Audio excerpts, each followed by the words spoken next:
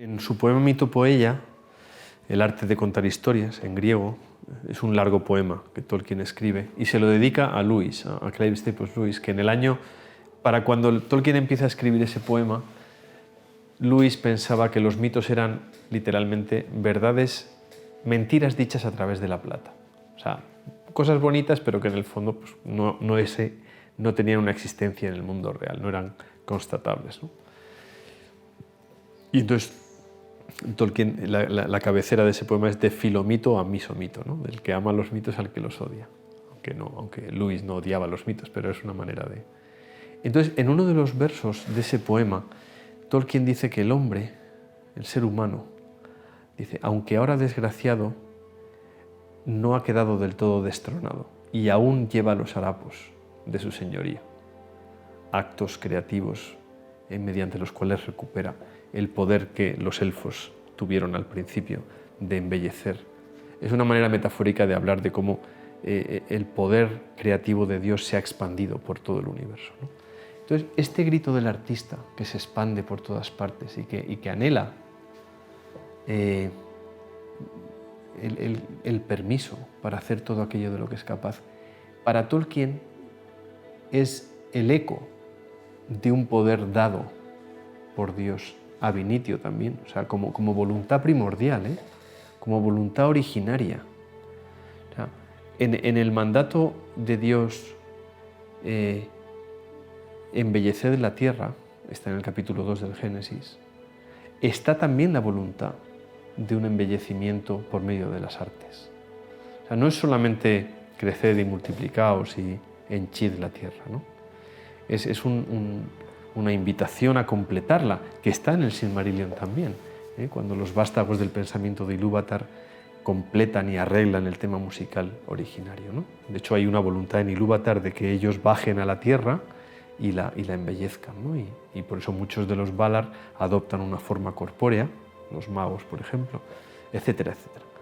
Entonces, en la idea de la subcreación, Tolkien da un paso más, desde mi punto de vista, más radical, que ya estaba en George MacDonald, que es la idea de que el artista no merece el nombre de creador porque la creación solo es solo creación ex nihilo, solo tiene poder de crear de la nada Dios, ¿no? O los dioses. La creación, el concepto que compete al artista o al artesano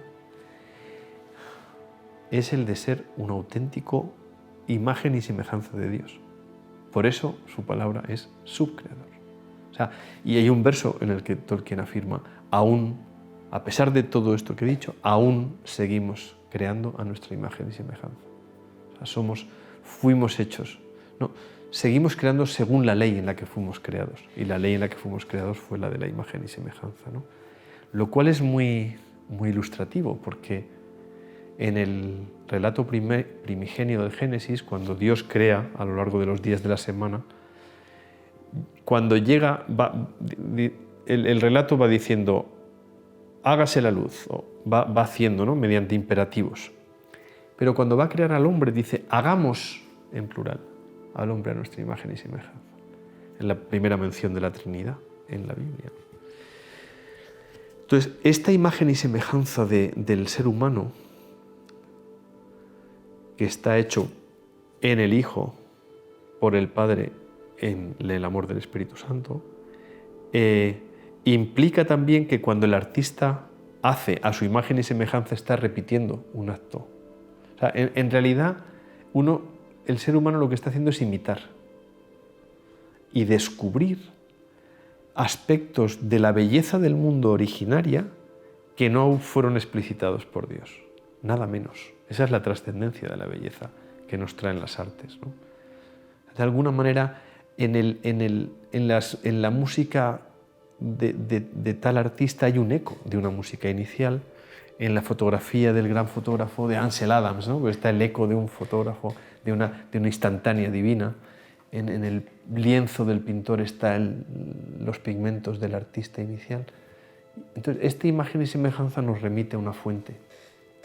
Y creo que hay una profundidad de campo enorme al concepto de... O sea, para mí es más rico el concepto de subcreador, que el de artista, el de artesano, el de creador, porque no son tan precisos, ¿no? No dan cuenta del todo de toda esta riqueza. Y por eso es para mí especialmente elocuente que ese concepto lo alumbrase un filólogo. Porque para Tolkien el que inventa mundos los inventa desde las palabras, igual que Dios inventa desde el verbo. La palabra de Dios es Jesucristo, ¿no? Y en Él está todo, en los primeros 17 versículos del Evangelio de San Juan, ¿no? Todo lo que ha sido hecho en el verbo, y el verbo estaba en Dios, y el verbo era Dios, y tal. Toda esa concatenación del logos, que fue escrito en griego, que en latín es verbum, esas palabras son las que dan lugar a... Y en cada palabra está construido un mundo entero, como un mundo ¡pam!, en expansión, como una especie de Big Bang semántico.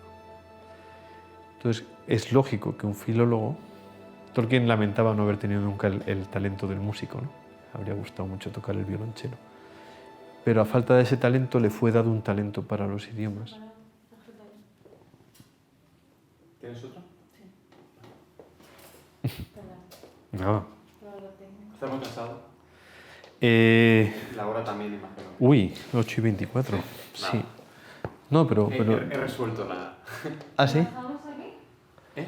¿Lo dejamos juntos aquí? Sí, yo creo que sí. Fenomenal. Tantas horas.